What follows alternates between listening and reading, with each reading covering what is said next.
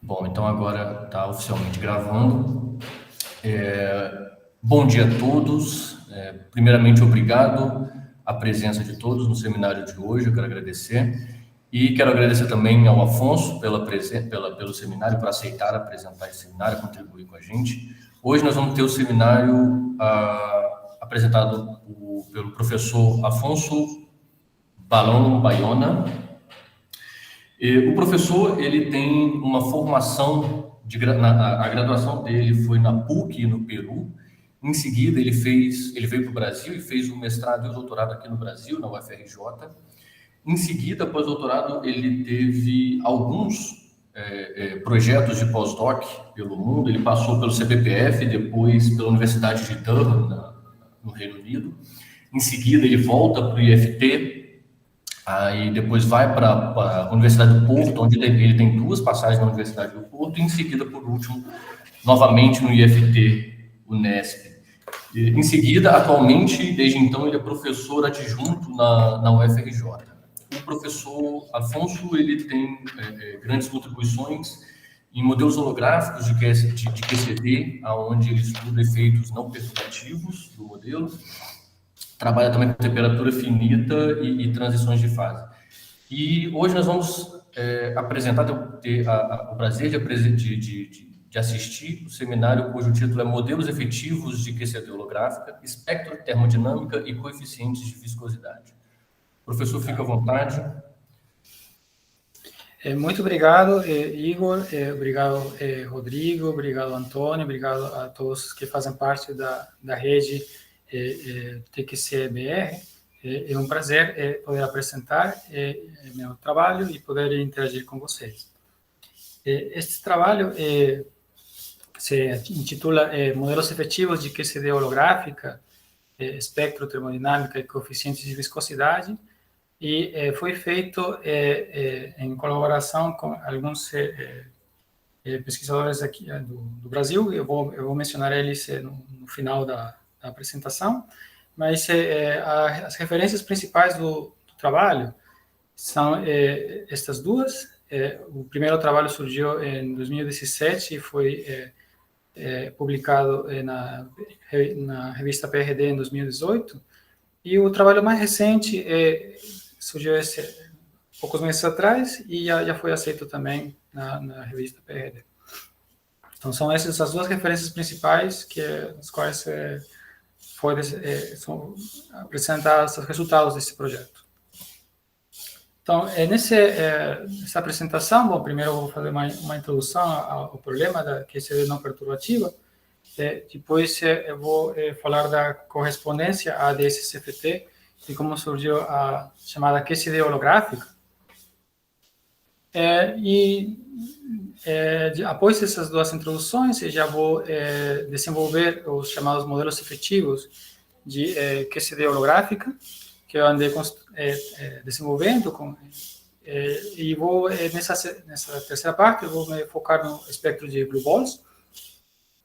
E depois, na sequência, eu vou falar da extensão desses modelos de QCD holográfica, modelos efetivos de QCD holográfica para temperatura finita, e como podemos descrever algumas propriedades termodinâmicas do plasma de gluons, onde a simetria conforme foi quebrada, e podemos também, não somente isso, mas podemos também descrever propriedades de transporte, tais como os coeficientes de viscosidade do plasma. E, bom, por último, eu vou apresentar algumas conclusões a respeito dos modelos, coisas que podem ser melhoradas e futuros trabalhos. Muito bem. Então, a introdução do problema é que, bom, a QCD é uma teoria completa, né? O V completo é uma teoria considera umas teorias mais belas, né, na física. Ela tem construída a partir dos quarks e dos gluons representados, né, os quarks como espinores de Dirac, na representação fundamental do grupo SO3, e enquanto os gluons temos são campos de calibre na representação adjunta do grupo Yamis SO3, né? E esses quarks e gluons fazem parte do chamado modelo padrão, né? As partículas que seriam parte das constituintes fundamentais do universo. E é uma teoria assim que ela é bem, como eu disse, ela é bela, ela tem satisfaz várias simetrias, e ela você consegue mostrar, por exemplo, que a energias altas, né, ou a distâncias pequenas, a propriedade da liberdade assintótica, né, que é a propriedade que diz que os quarks e os gluons dentro do hadron, eles podem ser considerados livres, né, apesar de eles ainda estarem confinados, eles se comportam como partículas livres, e isso se confirma em experimentos de espalhamento, né, em particular espalhamento profundamente inelástico, né, e foi comprovado que, de fato, a função beta, né, a função beta é a função que descreve a variação do acoplamento da teoria com a escala do grupo de renormalização.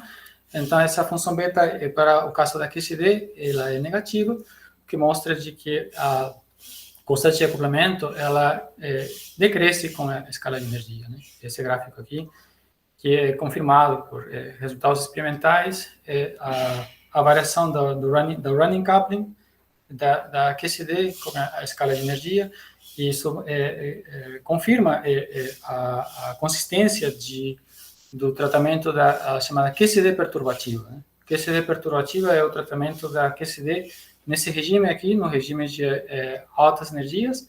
Nesse regime o acoplamento é pequeno, então faz sentido fazer teoria de perturbação. Então, nesse regime, como eu disse, os gluons e os quarks são tratados como aproximadamente partículas livres. Porém, esse mesmo resultado nos diz que no regime de baixas energias ou distâncias longas, não tem como fugir do problema do acoplamento forte e do confinamento, e então a teoria de perturbações se torna intratável, né?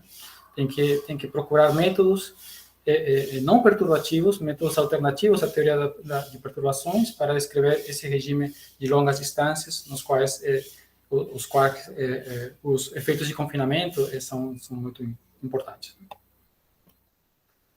Então, nesse contexto, nesse regime de baixas energias, é justamente no regime que nós temos toda a espectroscopia dos hadrons, né, dos mesons, dos baryons, e também dos chamados blue balls, né, que tem sido especulação, né, ao longo de décadas, né, sobre a existência dos blue balls, né, que seriam constituídos puramente de gluons, né, enquanto os mesons e os baryons seriam constituídos tanto de quarks de valência, como de gluons e também pares de quarks do mar, né? Então, nesse contexto, no regime de baixas energias, onde temos a espectroscopia do hadron, cada hadron seria um universo de quarks, pares de quarks do mar e infinidade de gluons, né? Então, seria muito difícil descrever a QCD puramente em termos dos constituintes fundamentais, né, dos quarks, dos gluons e, no caso, dos pares do mar. Então, simplesmente considerar os hadrons como feitos só de quarks de valência não faria sentido nesse regime, certo? Então, porém, tem algumas coisas que nós podemos fazer, né? Já está bem estabelecido, né, no contexto, por exemplo, de QCD na rede, né, e outras abordagens não perturbativas, que é correto você descrever os hadrons em termos de operadores que seriam singletos de cor, né? E esses operadores singletos de cor, né, por exemplo, o caso dos mesons, seria simplesmente o bilinear, né, bar psi psi, por exemplo, descreveria um pseudoescalar, ou um escalar, e estes aqui escreveriam os mesons vetoriais, as correntes vetoriais. Então, isso está bem claro, de que esses operadores singletos de cor seriam os que seriam associados aos mesons, enquanto operadores também singletos de cor, mas contendo três espinores de Dirac, corresponderiam aos baryons, né? Então, seriam esses operadores, porém, num regime não perturbativo da QCD, onde o vácuo da QCD é nada trivial, né? Mas ainda esses operadores, né, no contexto que na rede chamam-se de interpoladores, eles são bem estabelecidos, né? E para o caso dos glue balls, né, que os glue balls seriam partículas que aconteceriam seriam formadas puramente de gluons, né? Então, mesmo se não existisse os quarks, se só tivéssemos gluons descritos pela teoria de Yang-Mills, existiriam essas partículas chamadas glue balls, né, bolas de gluons, né, que poderiam estar constituídos por 2, 3 ou 4 gluons, né? Em particular, eu vou estar interessado neste operador, o traço de F quadrado, surge na Lagrangiana Yang-Mills, que ele vai estar associado aos chamados glue balls escalares. Muito bem.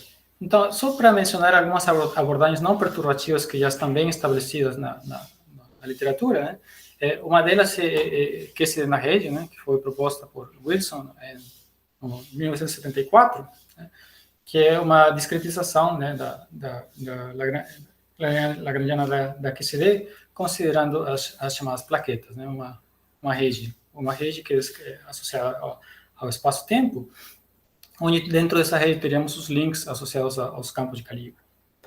Então, essa tem sido, até agora, a abordagem mais bem sucedida para descrever a QCD no regime não perturbativo, né? A QCD na rede. Outra abordagem também que tem sido bem interessante é a chamadas equações de Dyson-Schwinger, ou Schwinger-Dyson, bom, inicialmente foram desenvolvidas para a QED, mas depois foram adaptadas também para a QCD. Trata-se de descobrir as diferentes equações que as funções de correlação devem satisfazer a partir desta identidade aplicada para o funcional gerador da QED ou da QCD. Então, essas duas abordagens são as abordagens principais, né, para a QCD não perturbativa. Também existem outras abordagens interessantes, como as lagrangianas quirais, que usam a simetria, né, o fato de que a simetria quiral é espontaneamente quebrada no regime de baixas energias. Também os modelos Nambu-Naracínio, que tem um princípio parecido, né, motivado na quebra espontânea de simetria quiral. Tem as famosas regras de soma da QCD, também, que são bem interessantes para relacionar o regime perturbativo da QCD com o regime não perturbativo. E tem também as equações do grupo de renormalização, tem trabalhos sobre o fluxo de grupo de renormalização que têm se provado muito interessantes. Muito bem. Agora eu vou falar para chegar à QCD holográfica e a correspondência a SCFT, vou motivar um pouquinho rapidamente a história de teoria de cordas. Então, é um pouco da origem hadrônica da teoria de cordas, né? A teoria de cordas nasceu como uma teoria para descrever as interações fortes, para descrever os hadrons. Então, ela foi, se quiser motivar, a parte da motivação da teoria de cordas foi o espectro dos baryons e dos mesons. Então, se você faz gráficos no eixo vertical considera o spin das partículas e no eixo horizontal considera o quadrado da massa das partículas, você pode organizar as diferentes hadrons que existem, que têm sido descobertos em chamadas trajetórias de rede. Então, as trajetórias de rede satisfazem aproximadamente esta equação, né? A equação de uma linha reta, né? São trajetórias onde o spin é aproximadamente descrito por esta equação de reta, onde o J0 é chamado de intercepto, né, dessa trajetória, e o alfa' seria a inclinação de rede. Essas trajetórias foram desenvolvidas e organizadas por Chuan e Frotti no ano 62 e motivaram a interpretação em termos de cordas, né? Se você considerar cordas em rotação, você consegue obter esta relação. Se você considerar cordas, por exemplo, no espaço Minkowski em 4 dimensões, você chega nesta relação, né? O que motivou trabalhos do Nambu, Nielsen e Susskind entre 69 e 70. E, de fato, mostraram que seria compatível. Então, o espectro hadrônico seria compatível com o espectro com a quantização de cordas. Mas surgiu também, na época, um problema, então, que além de essas partículas que estariam associadas aos baryons e aos mesons, surgiriam outras partículas que surgiria uma partícula spin 2 em particular sem massa. Ela na época, claro que não era esperada, né, porque nas interações fortes não existe nenhum hadron de spin 2 sem massa, né? Então isso foi um dos principais motivos por descartar a teoria de cordas como uma teoria para as interações fortes, pelo menos naquela versão, né? Mas também isso motivou depois, uns anos depois, o desenvolvimento da teoria de cordas, a interpretação da teoria de cordas como uma teoria para a gravitação, uma teoria que inclui a gravitação. Mais um dado histórico na teoria de cordas, que tem a chamada amplitude veneziana também, que motivou bastante o surgimento da teoria de cordas, considerado talvez o primeiro trabalho que motiva a teoria de cordas, né? Que foi para descrever a amplitude de espalhamento de hadrons, de mesons, por exemplo, né? Se postula, né? Veneziano postulou uma amplitude de espalhamento que satisfaz a chamada dualidade ST entre os diferentes canais de interação, de espalhamento, e que também seja compatível com o comportamento de Rege, né? Tem o comportamento de Rege que era esperado no limite de altas energias. E a amplitude veneziana satisfaz essas propriedades e foi rapidamente percebido de que essa amplitude poderia ser obtida a partir da teoria de cordas, né? Foi Veneziano e outros trabalharam no desenvolvimento, né, no NAMBU mesmo, né, de teorias de cordas, as quais você chegaria a essa amplitude veneziana. No caso da amplitude veneziana, você chega nela a partir do espalhamento de cordas abertas, no espaço Minkowski, por exemplo, em 4 dimensões. Muito bem. Agora, mais um dado histórico que motiva a relação de teoria de cordas com a QCD, mas nesse caso em particular com a teoria de Yang-Mills, que foi a descoberta de Toft no ano 74, de que no limite de n grande, se você considera, em vez de teorias de Yang-Mills com SO3, né, o grupo SO3, você considera a possibilidade do número de cores ser muito grande, indo ao infinito, então você pode mostrar, né, o Toft mostrou de que os diagramas de Feynman da teoria de Yang-Mills, no limite de n grande, elas se organizam naturalmente em diagramas planares e diagramas não planares. E esses diagramas planares, ele percebeu que eles teriam exatamente a mesma forma dos diagramas que teriam formas de superfícies de Riemann que aparecem naturalmente quando você considera diagramas não de Feynman, mas diagramas de espalhamento de cordas.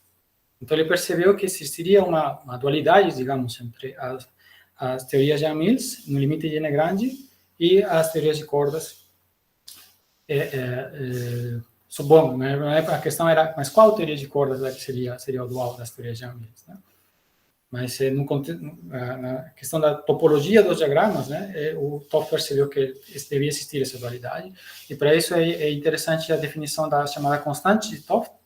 Constante de Toft pega o complemento de Yang-Mills, quadrado do complemento de Yang-Mills, multiplica pelo número de cores, e no limite de n grande, então esse acoplamento aqui não é mais interessante, o acoplamento de Toft se torna mais interessante. Você faz o chamado limite de Toft. Você toma NC grande, mantendo o lambda fixo. Certo? Essa maneira como você descreve de maneira consistente a Yang-Mills no limite de n grande, ou inclusive a QCD também, no limite de n grande. Muito bem. Vamos falar da correspondência desse CFT e da QCT holográfica. Então, um dos avanços mais importantes em teoria de cordas foi a descoberta das D-branas, por Polchinski, no ano 95. Então, as D-branas são superfícies, hipersuperfícies, né, superfícies de dimensão, elas são chamadas de DP-branas, elas seriam superfícies com P dimensões espaciais, né? Por exemplo, uma D1 brana, uma D2 brana seria uma membrana. Seria uma membrana, uma superfície bidimensional. Uma D3 brana já seria um volume, uma superfície com 3 coordenadas espaciais. Então, considerando aspectos de dualidade em teorias de cordas, como a chamada dualidade T, o Polchinski desenvolveu construiu essas chamadas D-branas, que seriam necessárias para descrever de maneira consistente a teoria de cordas, né? Necessariamente, essas D-branas teriam que existir, e essas D-branas seriam superfícies nas quais as pontas de cordas abertas estariam estariam presas. Estariam presas quer dizer presas nas direções transversas à brana, né? Então, na direção transversa, as pontas das cordas estão presas, mas, claro, nas direções da brana elas têm a liberdade, né? Então, digamos, é uma condição de Dirichlet na direção transversa, mas ela tem ainda a liberdade de andar nessa superfície, né? Então, por isso estão chamadas de branas, só para lembrar que seria a condição de Dirichlet nas direções transversas. Mas logo depois, percebeu-se que essas branas também seriam soluções não perturbativas em teoria de cordas, e Maldacena, no ano 97, percebeu que, considerando soluções, configurações de branas em teoria de cordas, surgiria uma dualidade entre uma teoria de Amils e uma teoria de cordas. Ele percebeu que certa teoria, chamada teoria super de Amils, com supersimetria estendida, máxima, né, chamada N igual a 4, né, N igual a 4, essa teoria, ela tem simetria, uma chamada simetria conforme, que vou mencionar um pouquinho mais sobre isso, né? Uma simetria que estende a simetria do grupo de Poincaré. Mas o Maldacena percebeu que essa teoria, em 4 dimensões, ela surgiria de uma configuração de branas, envolvendo portas abertas, você chegaria nela. Você pode chegar, a partir de uma teoria de cordas, você pode chegar nessa teoria super de Amils com supersimetria estendida e com simetria conforme. Mas ele mostrou que essa mesma configuração de branas, num outro regime, ele daria origem a uma teoria de cordas chamada espaço antidecita. O espaço antidecita eu vou descrever um pouquinho depois, em breve eu vou falar sobre ele, mas é um espaço que surge como solução de equações de Einstein com constante cosmológica negativa. Então, essa chamada correspondência ADS-CFT, ou também chamada de conjectura de Maldacena, né, entre essa dualidade entre a teoria super de Amils e a teoria de cordas no espaço. Aliás, essa teoria de cordas, pessoal, é em 10 dimensões, a teoria de cordas é crítica, em 10 dimensões, e envolvendo o espaço ADS, né, envolvendo o espaço ADS5, um ADS em 5 dimensões. E as dimensões extras são organizadas numa esfera S5. Muito bem. E nesse contexto da conjectura de Maldacena, percebeu Maldacena de que precisava tomar o limite de n grande. Esse limite de Toft é importante para a correspondência a ADS-CFT, e também o limite de lambda grande, considerar o regime de lambda grande, essa constante, além de tomar NC indo infinito, mantendo o lambda fixo, considerar o lambda grande, porque quando você faz NC indo infinito, você consegue se livrar dos termos da interação entre a teoria de cordas. Então, você pode, é um limite, se quiser, onde as cordas são livres. É um limite de tri-level, um limite, digamos, clássico da teoria de cordas, né? Apesar da teoria de cordas ainda você poder quantizar, ter todo um espectro, mas é um limite onde as interações entre as diferentes cordas são desprezíveis. Então, esse limite é importante, mas além desse limite, se você tomar o limite de lambda grande, o regime de lambda grande, aí você pode também desacoplar os diferentes estados, os estados massivos da teoria de cordas, e ficar somente com o estado não massivo. Então, esse estado não massivo da teoria de cordas é o graviton, e você descreve, então, a teoria de cordas, que por vários estados, ela se reduz a uma teoria da gravitação, uma teoria clássica da gravitação. Então, nesse contexto, temos que a teoria N igual a 4 super de Amils seria dual da supergravidade nesse espaço ADS5 e C5. Supergravidade 2V, porque ela veio da teoria de cordas 2V. Certo, vou falar agora já mais em detalhes sobre o ADS, o espaço ADS. Então, com isso, o espaço ADS é uma solução das equações de Einstein, uma constante cosmológica negativa. Ele tem o grupo... o grupo de simetria do espaço ADS se mapeia naturalmente ao grupo de simetria conforme. Como eu disse, o grupo de simetria conforme ele estende o grupo de Poincaré, incluindo, além das transformações do grupo de Poincaré, né, de transformação de Lorentz, rotação, de translação. Além disso, você inclui as transformações de escala, e as também chamadas transformações especiais, né, que combinam inversão com translação. Então, o grupo de simetrias do ADS é exatamente equivalente ao grupo de simetria conforme em uma dimensão a menos. Então, o ADS5, por exemplo, o grupo de simetria do ADS5, ele é igual ao grupo de simetria conforme em 4 dimensões, que é esse grupo aqui. Então, isso já sugere um dicionário entre uma dualidade, uma equivalência entre essas duas, entre uma teoria no ADS e uma teoria conforme na chamada fronteira do espaço ADS. Então, logo depois da conjectura de Maldassena, surgiram os trabalhos do Gobser, Klebanov, Polyakov e do Witten, que propuseram como seria esse dicionário holográfico, né? Holográfico no sentido de que você tem uma teoria de gravitação no miolo, né, dentro do ADS, e na fronteira do ADS, porque o ADS é um espaço que naturalmente, o espaço ADS é como uma caixa, ele é um espaço que naturalmente tem uma fronteira. Então, você define a teoria de gravitação no miolo do ADS, e na fronteira você define a teoria conforme. E o dicionário entre essas duas teorias foi proposto por Gobser, Klebanov e Polyakov, e por Witten, logo depois da descoberta da conjectura de Maldassena. Certo? Você vai encontrar bastante, na literatura de ADS-CFT bastante o espaço ADS escrito nessas chamadas coordenadas de Poincaré. São chamadas coordenadas de Poincaré porque elas preservam a forma do grupo de Poincaré, né? Aquela forma Minkowski, isso aqui seria a forma do Minkowski em 4 dimensões, mas temos uma coordenada adicional, que é a coordenada radial, e essa coordenada seria a quinta dimensão, né? Essa quinta dimensão, essa quinta coordenada, ela estaria associada à transformação de escala, e pode ser mostrar que ela estaria também associada à escala de renormalização da teoria conforme.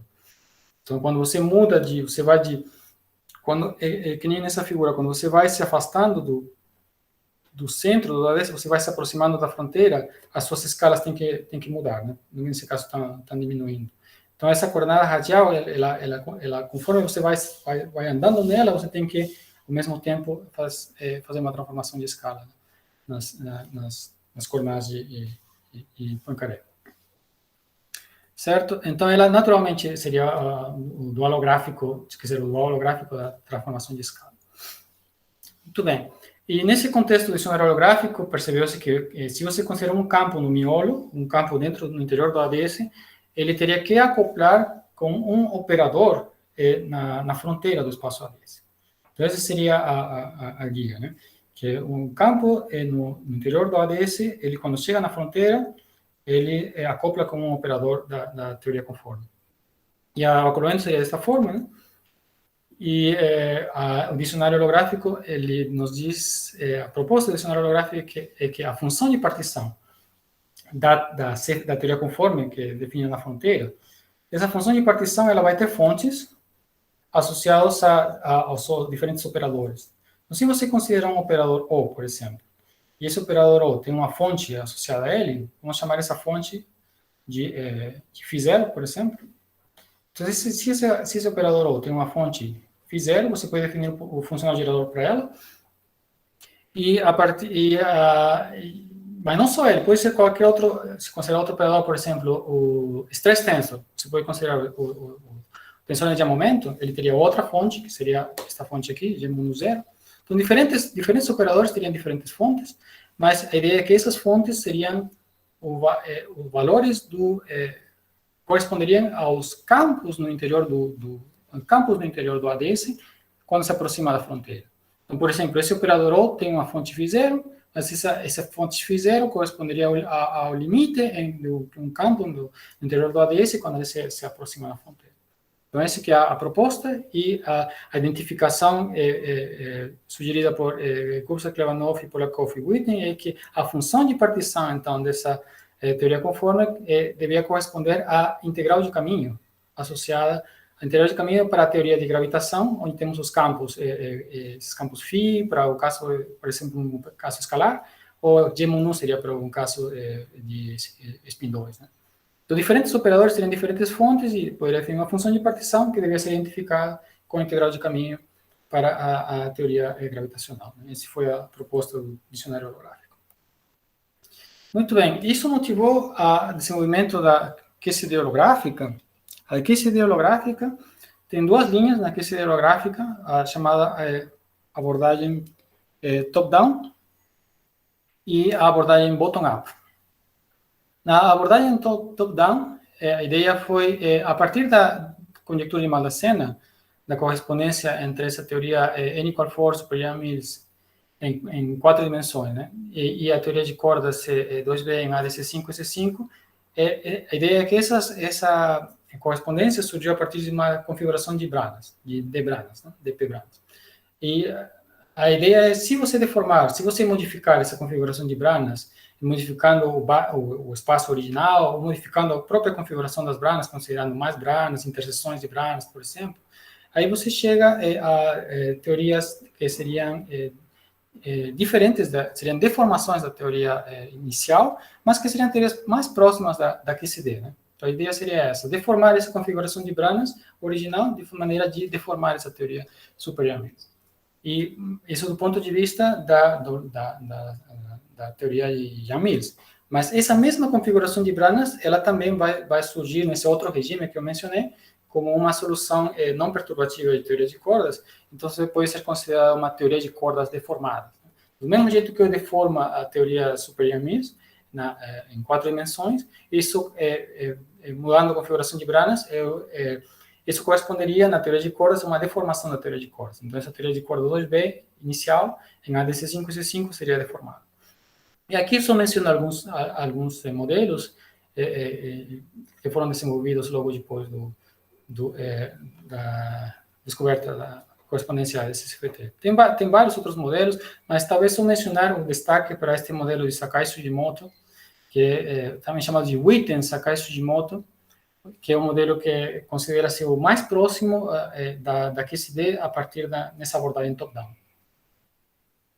Agora, a abordagem bottom-up. A abordagem bottom-up inicialmente foi baseada um pouco na fenomenologia e alguns aspectos da simetria na QCD, e a ideia inicial é que você esquece de teoria de cordas, esquece de supersimetria, simplesmente imagina o seguinte, imagina que você tem uma teoria conforme em 4 dimensões, não precisa ser supersimétrica. Se tem uma teoria conforme em 4 dimensões, então como eu deformo essa teoria para ser mais parecida da QCD? Essa mais ou menos é a lógica. Mas para ela ser mais parecida com a QCD, a deformação dessa teoria tem que ser parecida com o que acontece na QCD. Então, você tem que introduzir operadores, se quiser, que deformam essa teoria conforme, que sejam muito parecidos aos operadores que você espera na QCD. Por exemplo, na QCD é bem conhecido o resultado chamada anomalia do traço, que mostra como que a simetria conforme é quebrada nas teorias Yang-Mills, né, na QCD. Então, nesse contexto de essa abordagem bottom-up, a ideia é você implementar operadores que sejam semelhantes a esse operador que é responsável pela quebra de simetria conforme na QCD, de maneira justamente a deformar essa teoria conforme de uma maneira análoga. E também, por exemplo, na QCD tem um operador que dá origem à massa dos quarks, que é o operador psi barra psi. Né? Esse operador é o operador que dá massa para os quarks, e ele, no regime de baixas energias, é conhecido de que ele adquire um valor esperado, né, chamado condensado quiral. Então, esse operador também é de interesse, é importante na QCD, e nos modelos bottom-up você introduz também você mapeia, você construi um operador que seja muito parecido ao condensado quiral, e você inclui no seu modelo. Então, você vai incluindo ingredientes que são da QCD, que são importantes para a quebra de simetria conforme, para a quebra de simetria quiral, e você vai construindo, então, o modelo holográfico, né, associado a eles, né, esses chamados modelos de QCD holográfica bottom-up, e inicialmente temos esses trabalhos do Porzinski e Strassler, você deve ter ouvido falar do modelo hard-wall, e tem esses modelos do Katson e Stefanov, que são chamados modelos soft-wall, e também teve desenvolvimentos do Gorsoy, Kirisnit e Gubser-Nelor, em chamados modelos Einstein-Dilaton, que são uma versão mais elaborada, mais sofisticada dos modelos soft-wall. Então, essas são as duas abordagens. A coordenada QCD, na coordenada radial, na QCD holográfica, eu cheguei a mencionar, de que tanto na ADS como no caso da QCD holográfica, vamos ter essa coordenada radial, Z, mas na QCD holográfica agora você não vai ter o mesmo fator de escala do ADS. No ADS, o fator de escala era esse aqui, 1 sobre Z², simplesmente. Mas na QCD holográfica, o fator de escala muda. justamente reflete o fato de que o ADS foi deformado. Né? Você vai introduzir uma deformação nesse espaço ADS. Certo. Mas, mas da mesma maneira que em ADS-CFT, você vai associar esse fator de escala nesse background, nessa métrica, a uma escala de energia da teoria de campos na fronteira.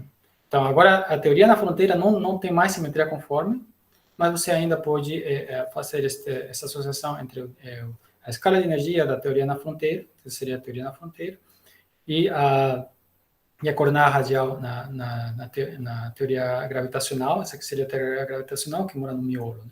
Agora, o espaço não necessariamente é ADS, ele seria um ADS deformado, mas próximo da fronteira ele seria ADS, né? Seria assintoticamente ADS. Então, essa classe de métricas, eles são assintoticamente ADS. Muito bem. Alguns avanços na aquecida holográfica, talvez os principais sejam o critério de confinamento.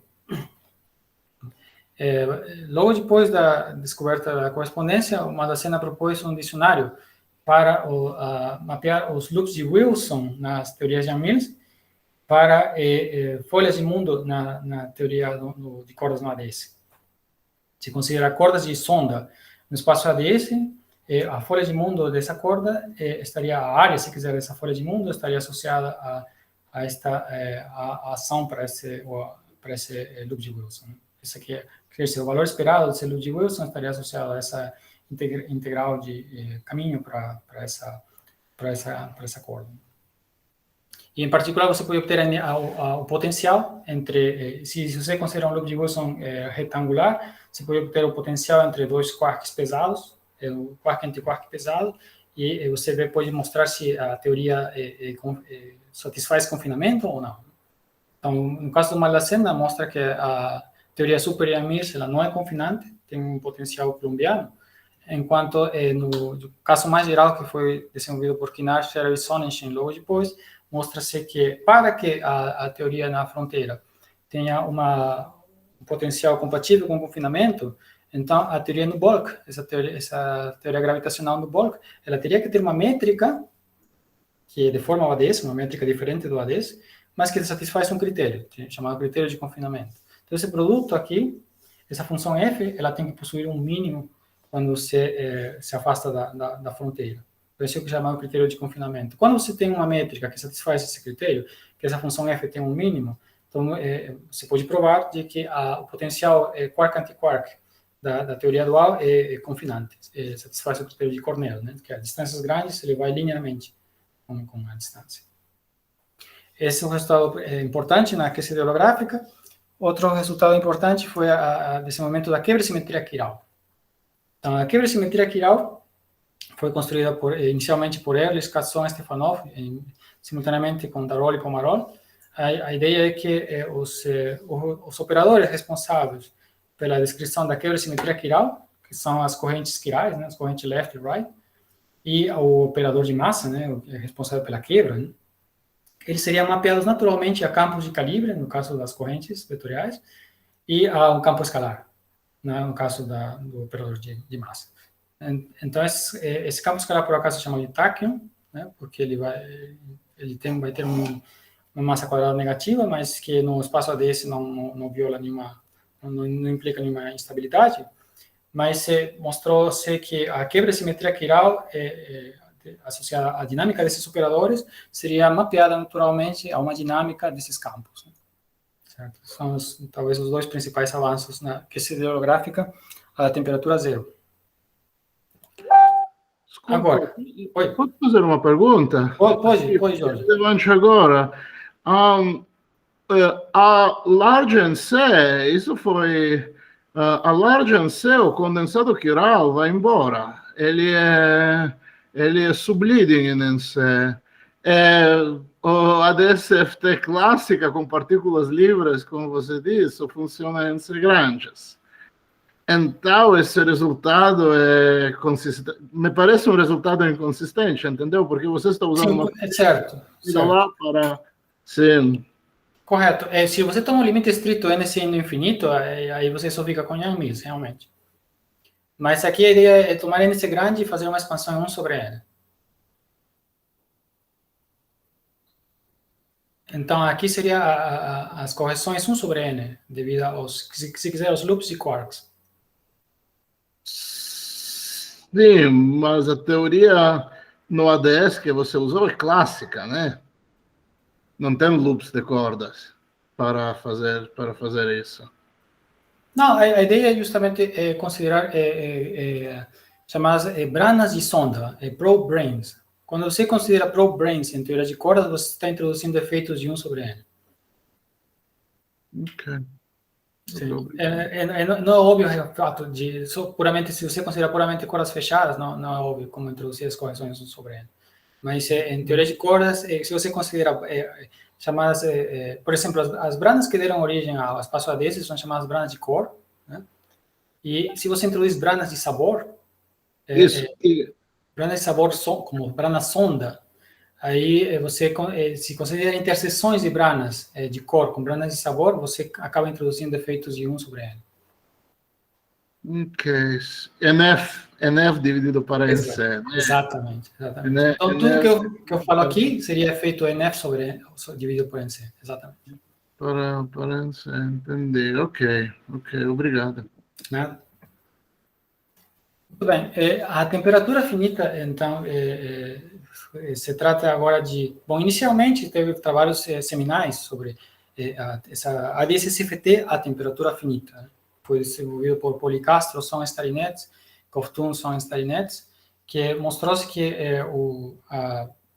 bom, esperado que essa teoria N qual for superior a 1000, ela, por o fato de ser uma teoria conforme, então ela tem que ser satisfeita, teria que ser compatível com a hidrodinâmica para um termo nu que satisfaz a simetria conforme, né? Então é chamada hidrodinâmica conforme.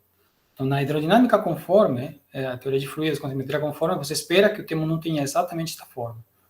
E onde aqui aparece, essa aqui seria a parte ideal do termo nu, e essa aqui seria a correção dissipativa. E o que mostraram Policastro, Son Starinettes e Kovtun, Son Starinettes, é que, de fato, você recupera essa expectativa para a hidrodinâmica conforme, e, inclusive, você consegue prever qual é o coeficiente de viscosidade. Então, eles fizeram uma previsão universal que, para qualquer espaço assintoticamente ADS que surja da teoria de gravitação convencional, teorias de Einstein, por exemplo, você obteria que viscosidade de shear, viscosidade de selamento, tem que ter esta forma. Eta vai ser eta sobre S, onde S é a densidade de entropia, tem que ser igual a 1 sobre 4π. Então, essa é uma previsão universal que mostrou-se ser uma boa aproximação até para o chamado quark-gluon plasma, né? Então, uma aproximação razoável para o quark-gluon plasma, que vem uma aproximação do fluido, considerar o fluido como um fluido com simetria conforme e estimar esse coeficiente de viscosidade a partir da correspondência desse CFT. E mais ainda, foi estendido esse caso para a chamada formalismo fluido-gravidade, que isso aqui inicialmente foi feito a hidrodinâmica linearizada, foi o que consideraram estes autores, mas depois mostrou-se por Bhattacharya, Rubini, Minguala e Rangamani, de que você consegue obter exatamente este termo nu completo, não só linearizado, se obtém ele a partir das equações de Einstein. É chamado formalismo correspondência fluido-gravidade. Esse é um avanço bem importante na ADS-CFT. Mas quando você já considera a questão hidrográfica, você mostra de que o termo nu já não vai ter esta forma, o termo nu vai ter que incluir efeitos de quebra de simetria conforme. Então, em vez de ter esse termo nu, vamos ter este aqui, que é o que você encontra no livro do Landau-Lifshitz, por exemplo. Esse é um termo nu mais geral, onde temos além temos já que a densidade de energia e a pressão podem ser diferentes, não são, ρ não é igual a 3π, né? Vai ter a chamada anomalia do traço, né? E temos, além da viscosidade de shear, temos a chamada viscosidade de bulk, também, a viscosidade de volume, né, que também é importante quando você escreve quebra de simetria conforme. Então, esse é um resultado importante da Gubser, Nelor, Rocha e depois também Gursoi, Kritzis, Massantiniti, para a estimativa de, além da viscosidade de shear, a viscosidade de bulk também. Eu esqueci de mencionar também que mostra-se que essa transição de fase acontece você pode mapear a transição Hawking-Page, que acontece em 5 dimensões. Quando você liga a temperatura, você tem um buraco negro. Então, quando você tem um buraco negro, no caso do ADS, surge somente um buraco negro. Um tipo de solução de buraco negro. Mas no caso da modelos de QCD holográfica, devido ao que a ADS foi reformado, na verdade, acabam surgindo duas soluções de buraco negro. Então, e você tem que considerar... Perdão, na verdade, não é bem assim. Depois, vai ter duas classes de soluções, uma com buraco negro e uma sem buraco negro. Uma chamada solução térmica, que seria o dual do que você esperaria ter um gás de hadrons, e a outra seria a solução de buraco negro, de fato, que seria o dual do que se esperaria ser um plasma de gluons. Então, teria essas duas soluções, uma que não tem buraco negro e outra que tem buraco negro, e seria uma transição entre essas duas soluções. Essa transição seria o dual da transição confinamento e desconfinamento. Mas eu vou mostrar logo depois de que é possível, na verdade, ter mais de uma solução de buraco negro, mas já no contexto dos modelos que eu vou descrever. Muito bem. Vou falar agora dos modelos que eu desenvolvi, que andei trabalhando recentemente. Eles são motivados na chamada anomalia do traço. Na QCD, ou na teoria Yang-Mills com N grande, existe a chamada anomalia do traço, que descreve como que a simetria conforme é quebrada devido à presença do traço de F quadrado, né, do operador da Lagrangiana Yang-Mills. Então, a ideia dos modelos efetivos é você construir deformações de uma teoria conforme que te forneçam uma relação parecida com esta relação esperada na QCD, nas teorias de Yang-Mills com N grande. Então, a ideia é essa, que este operador traço de F quadrado seria um análogo de um campo escalar em 5 dimensões, né, seria o dual, se quiser, de um campo escalar em 5 dimensões. E também, bom, tem os trabalhos pioneiros do Sacchi e companhia, Sacchi, Guri e Osterni, e do Bosch, do Henrique Bosch e Nelson Braga, sobre a possibilidade de estimar massas de glue balls a partir justamente dessa identificação, né? Então, foi bem sucedida, né? Deram a ideia de poder estimar o espectro de glue balls, né? Certo. Eu vou estimar o espectro de glue balls nesta classe de modelos, mas primeiro eu vou descrever rapidamente o modelo. Então, o modelo é baseado nas teorias de Einstein-Dilaton.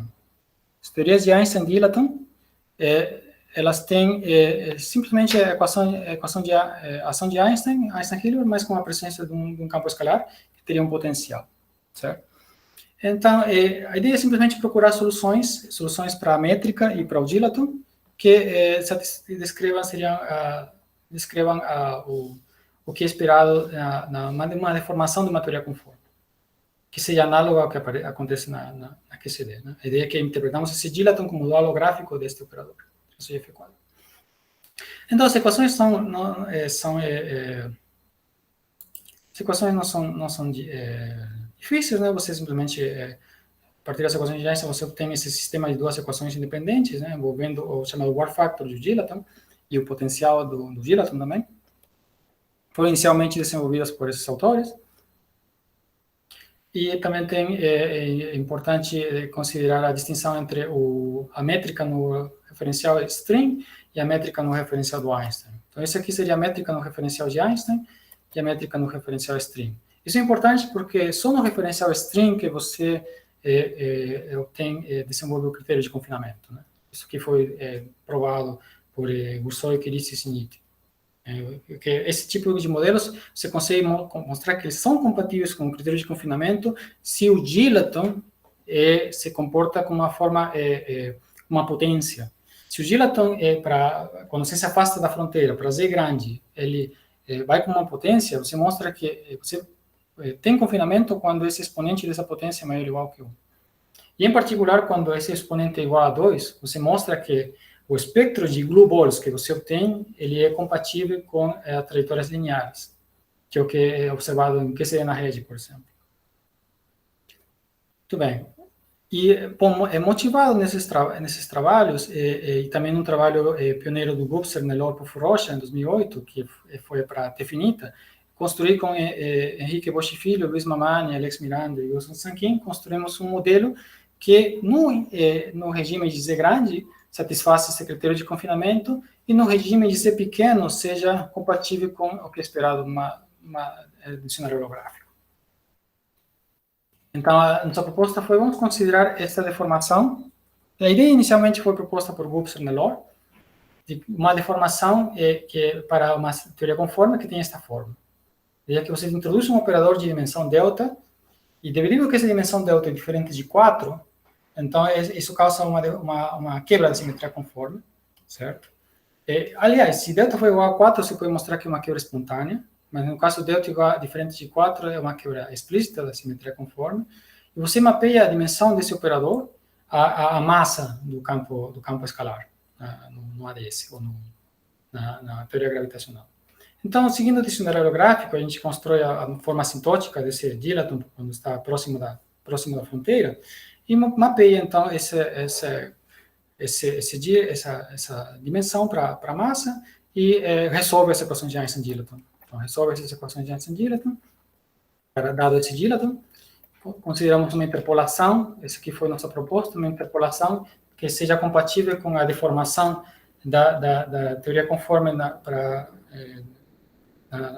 4 dimensões, mas que também seja compatível com o confinamento no regime infravermelho. Então, no regime ultravioleta, a gente mostra que é compatível com a deformação esperada de um operador com dimensão delta, mas também a energias baixas introduzimos o critério de confinamento. Então, essa interpolação satisfaz esses critérios. Nosso modelo tem 3 parâmetros, o φ0 chapéu, o lambda e o epsilon.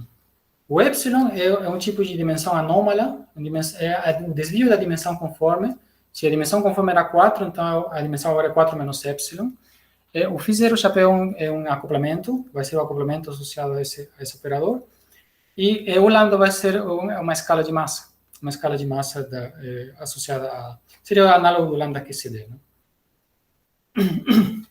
Bom, nós resolvemos as equações de Einstein-Dilaton linearizadas, a gente obtém uma equação para o setor de spin 2, para o setor de spin 0, e mostramos que é compatível com os resultados de QCD na rede. Temos aqui os resultados de QCD na rede para glue balls escalares e glue balls de spin 2, e nós ajustando 2 parâmetros, né? Para cada epsilon, a gente consegue ajustar esses 2 parâmetros, φ0, chapéu e lambda. Então, ajustando esses 2 parâmetros para as massas dos glue balls, primeiras massas dos glue balls escalares, a gente consegue fazer previsão para as massas dos outros glue balls, e está dentro da margem de erro, estão compatíveis. Então, nós conseguimos reproduzir o espectro de glue balls obtido no QCD na rede no limite de N grande, ou Yang-Mills, né? No limite de N grande. Então, isso é um bom indicativo de que estamos no caminho certo. Então, só que isso aqui é um gráfico do acoplamento como função da dimensão anômala. Essa dimensão desse parâmetro epsilon, ele vai caindo, por isso que ele se comporta como um acoplamento, né? Nós percebemos que esse φ0 chapéu faria um papel do 1 sobre lambda, na QCD com N grande. QCD com N grande vai ter, você pode escrever a Lagrangiana de Yang-Mills desta forma, então esse φ0 vai fazer um papel análogo do 1 sobre lambda. Aqui é só um detalhe de como calcular, como poder estimar o condensado de gluons e a energia também de vácuo, a partir desse modelo. Então, esses foram os resultados que obtivemos em 2017 para o espectro de glue balls, a partir desses modelos Einstein-Dilaton, modelos que a gente chama de modelos efetivos, de QCD holográfico. Esse aqui só um detalhe, a gente mostrou que poderia ter uma função beta efetiva, que teria uma cara parecida com a função beta da QCD perturbativa. Mas vamos passar para a temperatura finita. Temperatura finita, então nós estendemos a métrica para incluir um buraco negro. Então agora nós temos esse fator de escala, fator de escala inverso, que é exponencial de menos A, de A igual a facto, né? E temos a função de horizonte. Temos a função de horizonte, que vai escrever a dinâmica do buraco negro. E agora temos 3 equações, né? Um pouquinho mais difícil, né? Mas ainda é solúvel. A proposta agora é a mesma, de que nós vamos dar dado conhecido um dílaton, conhecido esse dílaton, vamos obter o fator de escala. E agora, resolvendo essa equação, agora uma vez que obtemos o fator de escala, resolvendo essa equação, descobrimos qual é a função de horizonte. E no final do dia a gente reconstrói qual seria o potencial associado a esse dílaton. Essa é a proposta da nossa modelagem. Isso foi feito com Luiz Mamani, Alex Miranda e Wilson Sankin, saiu esse ano, né, o trabalho. Muito bem. Aqui alguns detalhes de como resolve a função do horizonte. a função de horizonte pode ser expressa em termos do fator de escala, e a partir disso nós conseguimos obter a temperatura do buraco negro. Né? A temperatura do buraco negro vai estar associada a essa constante aqui, CH, e ao fator de escala avaliado no raio do horizonte. Essa aqui é nossa expressão, se quisermos, o dicionário holográfico para a temperatura, e também temos um dicionário holográfico para a entropia, né, porque temos a famosa fórmula de Bekenstein-Hawking. A gente consegue calcular a entropia a partir da área do horizonte, e a gente chega que a entropia se torna simplesmente essa constante CH dividida por tempo. Bom, inicialmente a gente mostra que a entropia é também inversamente proporcional ao zeta cubo. Esse fator de escala avaliado no horizonte. Então, esse seria nosso dicionário holográfico.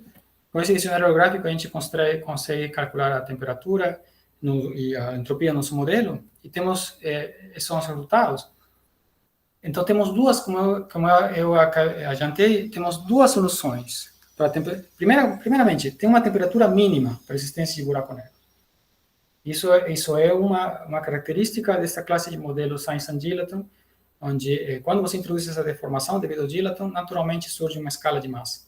E essa escala de massa introduz uma temperatura mínima para o surgimento desses buracos negros. Nós acreditamos que essa temperatura mínima seria naturalmente associada à temperatura de desconfinamento, né? Temperatura para a existência do plasma. Então, mas a temperatura, quando a temperatura é acima da temperatura mínima, temos duas soluções. Uma é chamada solução de buraco negro grande, porque ela está próximo da fronteira. Esse aqui seria o ZH, perdão, pessoal, esse aqui seria o ZH. E a outra seria a solução de buraco negro pequeno, porque ela está longe da fronteira. Nós mostramos que essa solução aqui do buraco negro grande seria mais próxima do que esperado nas teorias de Yang-Mills com N grande. Eu vou mostrar em breve isso. E a entropia também calculamos, mostramos que a entropia, as curvas sólidas é buraco negro grande, aqui seria a entropia do buraco negro grande, e a entropia do buraco negro pequeno, em função da temperatura, ela tem um comportamento aqui bem anômalo, bem estranho. Acabamos provando, na verdade, que essas soluções do buraco negro pequeno, elas seriam soluções instáveis. Como mostramos isso? Calculando o calor específico e a velocidade do som. Calculando o calor específico e a velocidade do som, nós mostramos que somente a solução de buraco negro grande é estável. A solução de buraco negro dá origem a um calor específico negativo e uma velocidade do som imaginária. Então, são necessariamente instáveis. Então, esse aqui é o candidato, é o buraco negro grande, o candidato a descrever um plasma de gluons esperado na Yang-Mills com N grande. Por último, bom, a partir da entropia calculamos a energia livre e a pressão, também calculamos a famosa anomalia do traço. Essa se chama anomalia do traço a temperatura finita. Então, vou mostrar os resultados. Né? Os resultados são estes, de que essa aqui é a pressão, 3 vezes a pressão normalizada pela temperatura quarta, como função da temperatura dividida pela temperatura crítica. Seria aqui a temperatura mínima. E esses aqui são os resultados da QCD na rede. Então, para esse o 3, esse o 5, esse o 8. Pronto, Yang-Mills, né? Yang-Mills na rede. Então, os resultados são em laranja, e os resultados da QCD na rede são esses pontinhos aqui. Preto, azul e vermelho. Então, o que nós mostramos é que é possível, nos modelos efetivos, descrever, ajustando apropriadamente ao acoplamento φ0, descrever os resultados de QCD na rede. E a ideia é escrever eles no limite de N grande, ou seja, o mais próximo de... Talvez esse 8 seria uma boa aproximação.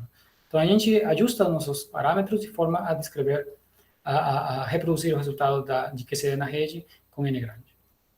Para a pressão e para a anomalia do traço também. A gente ajusta agora na verdade, a gente não ajusta para a pressão, a gente ajusta para a anomalia do traço e automaticamente consegue obter um bom resultado para a pressão. A gente ajusta a anomalia do traço de forma a que o pico que a gente obtém nos modelos seja igual ao pico que é obtido para N grande, para esse 8. Então, a gente consegue reproduzir tanto a anomalia do traço como a pressão, isso é a chamada equação de estado, né, para essa teoria de Yang-Mills com N grande, e consegue reproduzir fixando apropriadamente os acoplamentos, e também o outro acoplamento que eu tinha mencionado, o lambda, outro parâmetro do modelo, ele é fixado de forma a reproduzir o resultado da temperatura de transição para a teoria Yang-Mills com N grande, né, que foi obtido aqui por Lucchini, Rago e Rinaldi. Então, a gente consegue descrever aproximadamente a termodinâmica de Yang-Mills com N grande Aqui eu mostro a evolução desses parâmetros. Esse aqui, a linha sólida, são os parâmetros ajustados para a temperatura finita, e a linha tracejada são os parâmetros ajustados à temperatura zero pelo espectro de Glubols. Então, eles são bem próximos, assim, qualitativamente são bem parecidos. No modelo ideal, eles seriam os mesmos. O mesmo parâmetro que obtive ajustando o espectro deve ser o que eu obtenho ajustando a termodinâmica. Mas isso que faz parte, outras abordagens também tiveram o mesmo problema. Isso é um custo que a gente paga por desenvolver modelos relativamente simples. E, por último, o parâmetro lambda, é o análogo do lambda QCD, só que para os glue balls, né, para o setor de gluons, ele é aproximadamente constante, ele não muda muito com essa dimensão epsilon. Então, ele realmente faz o papel parecido do lambda QCD. Muito bem. Por último, eu vou falar das viscosidades de selamento e viscosidade de bulk. Viscosidade de shear, a gente obtém usando a fórmula de cubo. Fórmula de cubo para perturbações, a ideia é usar teoria de resposta linear. Quando você considera a hidrodinâmica linearizada, você usa a teoria de resposta linear para obter a shear viscosity. Então, a gente usa esse dicionário, que via holografia a gente consegue calcular a função de correlação. Então, nós calculamos essa função de correlação, mapeando essas perturbações. Essa aqui é a fórmula de cubo. Essa seria a função de correlação associada às perturbações shear, essas perturbações que misturam uma direção com a outra, né? E a gente mapeia essa perturbação a uma perturbação gravitacional. Então, resolve as equações para essa perturbação gravitacional e usa o dicionário holográfico para essa...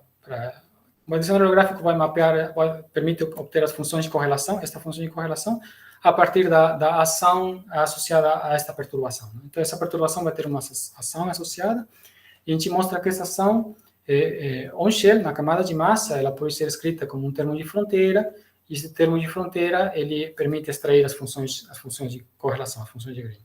Dessa maneira, a gente consegue extrair a parte imaginária, né, e o coeficiente de viscosidade, e reproduz o resultado já esperado. E aí está sobre esse 1 sobre 4π. Esse é o resultado universal, a gente simplesmente reproduz esse resultado no nosso modelo.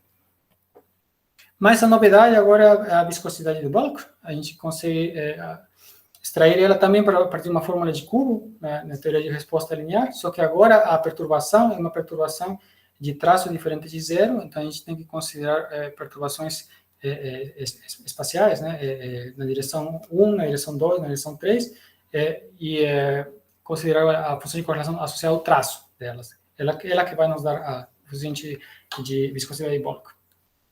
Então, é parecido, só que agora é um pouquinho mais complicado, porque temos 3 perturbações, vamos considerar 3 perturbações nesse caso. Tem um detalhe também de uma mudança de coordenada que é necessária para um pouco mais elaborado, mas no final do dia a gente consegue extrair a função de correlação, extrai a parte imaginária, e a partir da parte imaginária extrai o nosso coeficiente de viscosidade. Então, calculamos o zeta sobre S, né, o coeficiente de viscosidade de bulk, dividido pela densidade de entropia. Então, vou mostrar os resultados. Esse aqui tem 2 prescrições, na verdade. Tem uma prescrição que depende de um coeficiente na expansão perto do horizonte, e tem a outra possibilidade de esse coeficiente ser igual a 1. Então, são essas duas, você chega nessas duas possibilidades para a viscosidade de bulk. Então, consideramos essas 2 possibilidades, temos esses 2 padrões, né, esses 2 comportamentos. A linha azul seria o caso B igual a 1, B menos igual a 1, e a linha vermelha é o caso do B menos obtido numericamente. Esse B menos é um coeficiente que você pode resolver. Você resolvendo a equação dessa perturbação H11, você extrai esse coeficiente. Mas não são muito diferentes um do outro, mas nós comparamos esses 2 cenários com os resultados obtidos via um ajuste que é feito de dados experimentais de heavy ion collisions, é feito pela colaboração de Jetscape. A gente compara os resultados. Bom, o resultado óbvio para a viscosidade shear, ele ainda está dentro, apesar desta região, ele ainda estaria compatível com os constraints obtidos, as restrições obtidas desse ajuste de colisão de íons pesados, e aqui são os resultados para a viscosidade de bulk, que estariam ainda compatíveis também com as restrições obtidas pelo ajuste de colisão de íons pesados. Então, essa foi a comparação que fizemos do nosso modelo, a temperatura finita, né, para o caso dos coeficientes de transporte, com dados experimentais. Ajuste a partir de dados experimentais. Então, seria isso, pessoal. As conclusões é que, bom, a QCD holográfica, ela descreve a quebra-simetria conforme, de uma maneira próxima ao que acontece na QCD. A abordagem de modelos efetivos é uma maneira simples de usar a correspondência ADS-CFT. Nesse cenário, não sei se eu cheguei a enfatizar isso, mas a CFT é deformada por um operador de dimensão 4 menos epsilon, então um operador relevante, tá? E a gente conseguiu ter resultados consistentes com resultados de QCD na rede, e também, como mostrei, também resultados de fenomenologia de íons pesados. Tem alguns problemas em abertos que eu menciono aqui, a questão dos operadores irrelevantes, fluxo de grupo de renormalização, e também mostrar que seja compatível com outras abordagens. Mas seria isso que eu só vou mencionar rapidamente alguns problemas em aberto, alguns problemas atuais na QCD holográfica, mesons quebra espontânea de simetria quiral, já andei trabalhando nisso recentemente, soluções de buraco negro com carga, para descrever o plasma à densidade finita, e a presença do ponto crítico. Tem uns trabalhos bem interessantes do Jorge Noronha com Critelli e com Rômulo Rogemont, onde também trabalhando recentemente nesse assunto, né, plasma à densidade finita. Também modos cosinormais, também um assunto interessante, correspondência fluido-gravidade, baryons, também um projeto que estou desenvolvendo com meu aluno Adão Silva, e, por último, radros de spin grande também. O assunto do Pomeroy e do Region são problemas bem interessantes. Só mencionar meus colaboradores neste projeto. O Luiz Mamani é professor na Universidade Estadual da região Tocantina de Maranhão, professor Henrique Bosch Filho, da FRJ, professor Alex Miranda, da Universidade Estadual de Santa Cruz, em Ilhéus, e o professor Wilson Zanquim, da Universidade Federal do ABC. Bom, e por último, só mencionar meu grupo, no Instituto de Física da FRJ, que são os professores do meu grupo, e seria só isso, né?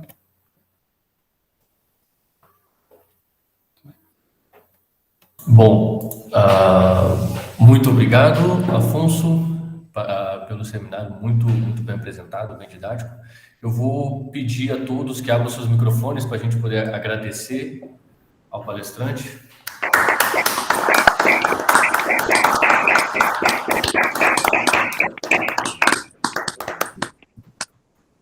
Bom, e agora vamos às sessões de perguntas. O Giorgio já fez uma, ele colocou aqui, mas ele já fez durante o seminário. E vou deixar aberto para quem quiser mais fazer perguntas, se quiser levantar a mãozinha, se quiserem já abrir o microfone, fiquem à vontade. Giorgio, por favor.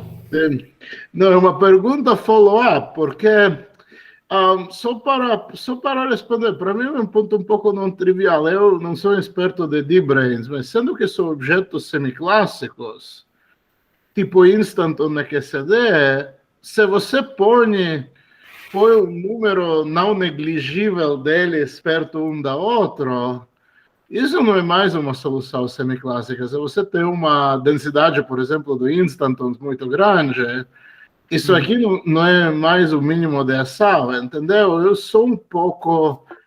seguramente o ponto crítico que você mencionou no fim, temos um outro problema, porque quando em C é muito grande, tem argumentos de simetria que o ponto crítico não pode existir, porque você tem Zn, etc. Minha preocupação é que essa coisa aqui vira uma coisa que não pode ser falsificada, você entende? Você trabalha até o potencial fita, mas para algumas coisas, isso não pode... Para algumas coisas, isso é consistente, não deveria funcionar, entendeu? Não, certo. Quando você já vai descrever, por exemplo, a existência do ponto crítico, aí você já faz fenomenologia, né? Não tem como, porque você tem que sair do limite de Toft e tem que ir para o limite de veneziano. Você tem que considerar o limite de número de sabores muito grande, infinito também, e o número de cores sendo infinito, mas mantendo a razão entre o número de cores, número de sabores e número de cores. Se bem tem algumas guias de algumas teorias teorias de cores abertas, tem os modelos de Sen, de teorias de string field theory, né, que daria mais ou menos uma guia de como seria esse tipo de teorias onde você tem uma interseção de granas, mas com o número de granas nas duas configurações é infinito. Então, tem algumas guias, mas ainda se quiser, é bottom-up, né? É especulativo ainda, né? Não é difícil você obter a partir do top-down o limite de veneziano, mas o limite de Toft é mais próximo. Você mostrar que você pode comparar, né, o que você obtém nos abordagens top-down com os resultados que você obtém via bottom-up e são parecidos, né? Os resultados são bem próximos, né? Mas no caso já do limite de veneziano, né, que limite de veneziano é interessante para descrever densidade finita, por exemplo, né? Descrever o ponto crítico, aí é mais bottom-up, é especulativo. É o que o Jorge Noronha, por exemplo, chama de black hole engineering. Está construindo, cozinhando um modelo para descrever a física que você quer, né? Mas você não pode falsificar, seria possível falsificar ele, né? Vou perguntar uma coisa: existe um dado experimental na física hadrônica que, se ele vai funcionar, você vai dizer, ok, modelos holográficos não vão dar certo, entendeu? Bom, para modelar isso, sim. Bom, não é simples, não é simples modelar com poucos parâmetros vários resultados experimentais. Então, os modelos holográficos, eles, na hora de escrever a fenomenologia dos mesons, dos bárions, dos globos, e no caso dos glubosos, comparar com o que é na rede, não é trivial construir um bom modelo. Então, agora, se você construir um modelo com vários parâmetros, aí você pode ajustar o que você quiser, né? Mas a ideia é sempre que esses modelos bottom-up tentem introduzir os modelos mínimos, né? Introduzir os mínimos ingredientes. A ideia é que esses modelos sejam guias para um futuro, uma vez que a ideia, a esperança é que algum dia seja possível resolver a teoria de cordas, clássica, encontrar a teoria de cordas clássica que seria dual da QCD com N grande. E esses modelos efetivos, esses modelos bottom-up, os de QCD holográfico, seria uma guia para ver qual seria essa forma dessa teoria, né? Então, o ideal seria, a partir da teoria de cordas, você chegar nesses modelos, né? Mas seria uma teoria de cordas que a gente não sabe se vem de 10 dimensões, seria uma teoria de cordas não crítica, tem várias questões aí, né? Obrigado. Muito obrigado, Afonso, pela resposta. Obrigado também, Jorge, pelo comentário e pergunta. Agora, o Antônio. Antônio, fica à vontade, levantou a mão. Fica à vontade. Obrigado, Igor. Obrigado, Afonso, pelo seminário, foi muito esclarecedor para mim. Eu tenho uma pergunta que eu, enfim, posso estar sendo um pouco inocente nessa história toda, mas, em geral, né, por exemplo, quando você está falando do espectro de glue balls e tal, em geral, as simulações da rede são feitas no euclidiano, né? E pelo que eu entendi da dualidade, da forma como você constrói, a sua teoria, a sua CFT deformada, aparentemente eu não vejo nenhuma razão para ela ser... ela é formulada no Minkowski, não é? Correto. Então, existe alguma prescrição para fazer essa comparação entre os resultados que você extrai da sua teoria com a rede, ou... Eu acho que já na questão da rede você considera uma extensão analítica também, uma vez que você tem as funções de correlação no espaço euclidiano, você faz uma extensão analítica para chegar porque a ideia é como surgem as massas dos glue balls. Mas os glue balls, eles vão surgir como polos na função de correlação. A gente considera, deixa eu ver. Considera este operador aqui, e na questão da rede é feito assim, né? Considera este operador e considera a função de correlação desse operador com ele mesmo, em função de 2 pontos para esse operador, e procura pelos polos da função. Tudo no euclidiano, né? Certo, mas aí tem que ser feita uma extensão analítica para obter os polos. Na QCD holográfica, a gente já começa na assinatura lorentziana. Eu estou fazendo essa pergunta porque, assim, usando métodos contínuos, vamos chamar assim, né? Se você usar as equações de Schwinger-Dyson ou grupo de normalização funcional e a abordagem de Gribov-Zwanziger e tudo mais, em geral, você começa do euclidiano e você faz comparações com objetos da rede. É claro que, em geral, são objetos, são funções de 2 pontos, que não são objetos físicos, mas é tudo comparado no euclidiano. Entendi, correto, boa. Nós fazemos alguns testes de consistência, assim, por exemplo, a gente pode comparar, a gente não compara exatamente com o que é na rede, para o caso euclidiano. Seria, por exemplo, a gente considera a função de correlação, função de 2 pontos para esse operador. Considera a transformada de Fourier. Então, tem uma função de Green que depende de um quadrado do momento, um P quadrado. E mas esse quadrado é space-like, né? Seria para o caso euclidiano. Então, a gente consegue obter essa função de Green via holografia. A gente pode, inclusive, poderia ter feito tudo no caso euclidiano e ter obtido a função de Green euclidiana. Poderia ter feito isso.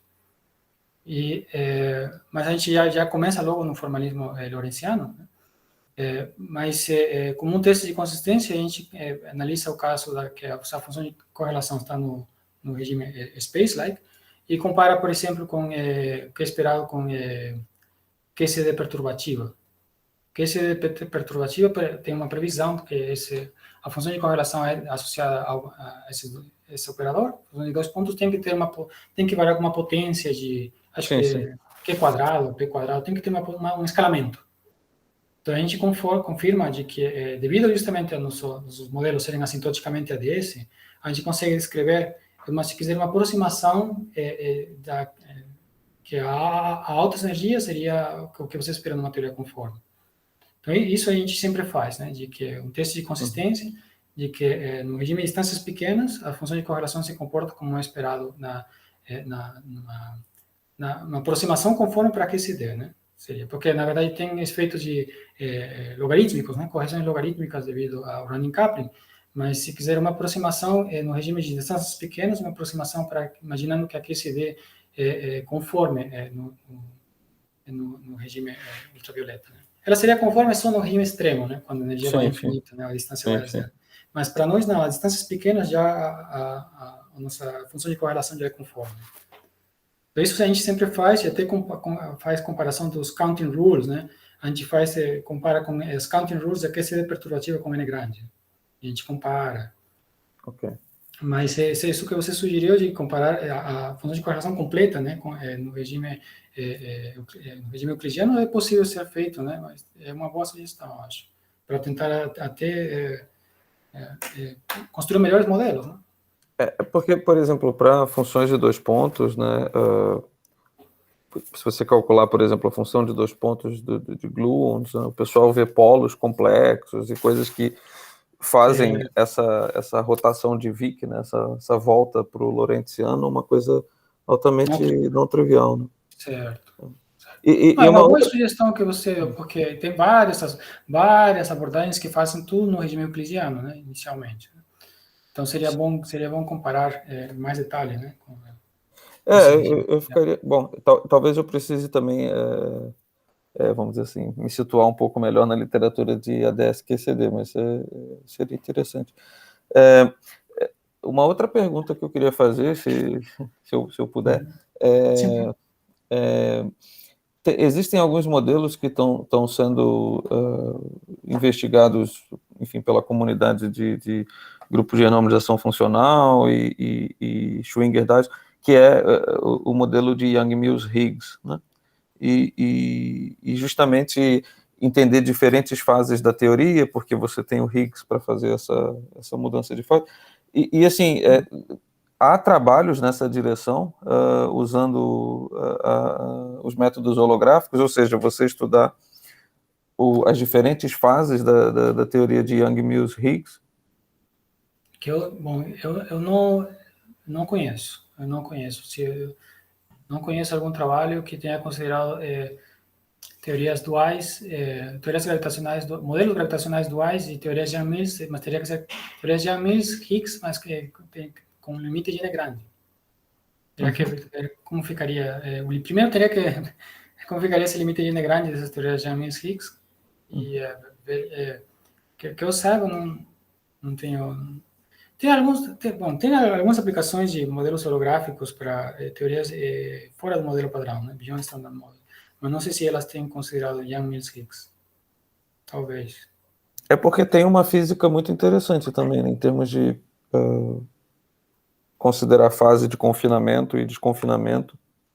Certo, porque é motivada aquelas abordagens não perturbativas, né? Como modelo de Gribov, né? O Yang-Mills Higgs, na verdade, enfim, o pessoal estuda, enfim, até na rede, coisas desse tipo. Né? Não tem... Certo. Não, o que eu saiba, bom, talvez eu deixei passar, mas eu não tenho visto um artigo no contexto de aquecida holográfica com deformações que incluam Higgs. Eu acho que não deve ser muito... Acho que é até interessante o assunto, né? Porque é um mecanismo de geração de massa, né? Exatamente. Como que você gera massa para os gluons, né? Via você criar um campo de gauge massivo a partir do mecanismo de Higgs e estudar, enfim, justamente o interplay entre a geração dinâmica de massa, a geração de massa pelo Higgs e diferentes fases. Né? Talvez na abordagem top-down tenha sido, porque isso parece que não seria difícil de descrever na abordagem top-down, considerando, em vez de branas todas coincidentes, considerando branas afastadas. Se você considera a possibilidade, você tem N branas, e essas dão origem ao espaço ADS, mas se você, em vez disso, considera uma delas, por exemplo, afastada, aí pode ter um mecanismo de uma geração de massa, no sentido que a corda aberta que vai entre uma brana e a outra teria uma escala de massa associada. Então, sim, seria natural de descrever. Suspeito que deve ter algum modelo de interseção de branas que descreva esses modelos, tipo Yang-Mills Higgs. Mas no contexto de modelos bottom-up, que é holográfica, não tenho visto. Né?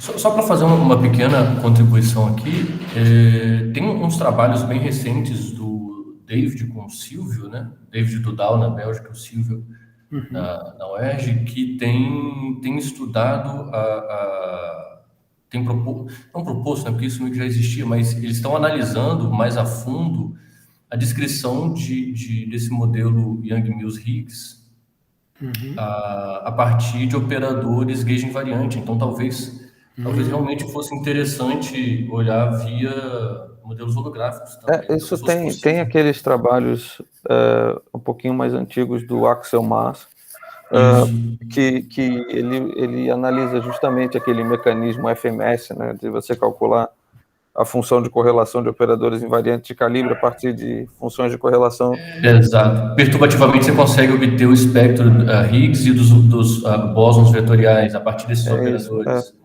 Pois é. Esses trabalhos do Dudal sobre elas são recentes?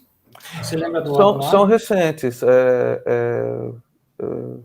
Mas, assim, esse assunto é um assunto que tem vários resultados recentes do Axel Maas, lá da Universidade de Graz.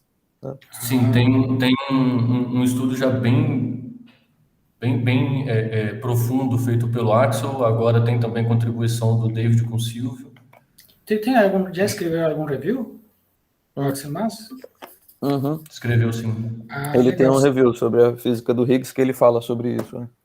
Tá. Se vocês depois puderem me mandar por e-mail ou pelo chat, né? Claro. Posso tentar procurar aqui, mas eu não sei se eu acho agora. Pode ser por e-mail, né? Depois eu mando para todo mundo. A gente pode também espalhar para todo mundo. Muito bom. Obrigado. Obrigado, Afonso, pelas respostas. Nada. Bom, obrigado, Afonso, pela resposta bem completa, ao comentário e as perguntas também do Antônio. Mais alguma pergunta, mais algum comentário, alguma contribuição, pessoal? Bom, sendo assim, eu vou convidar mais uma vez a todo mundo a abrir os microfones para a gente agradecer mais uma vez ao apresentador.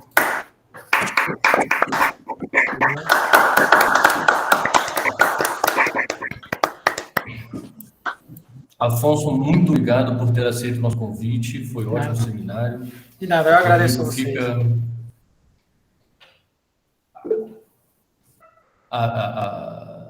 Alguém mais quer falar?